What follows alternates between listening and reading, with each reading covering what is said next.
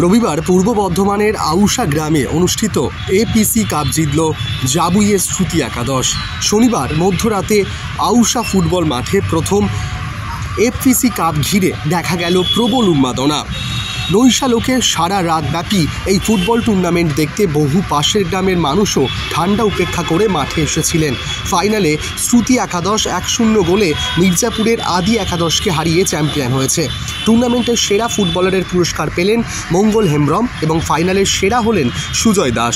মোট 16 দল সারা রাতব্যাপী এই এক দিবসীয় ফুটবল টুর্নামেন্টে অংশ নিয়েছিল। নকআউট ভিত্তিতে খেলা অনুষ্ঠিত হয়। টুর্নামেন্টের উদ্বোধন করেন বিশিষ্ট চলচ্চিত্র অভিনেতা রাহুল এবং প্রীতি। ছিলেন ফুটবলার প্রিয়ান সিং।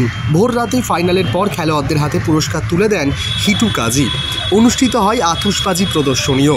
উদ্যোক্তাদের পক্ষে কাজী জাফুই ইসলাম জানান, আগামী বছর থেকে এই টুর্নামেন্টে আরও আকর্ষণীয় করে তোলার চেষ্টা চালানো হচ্ছে।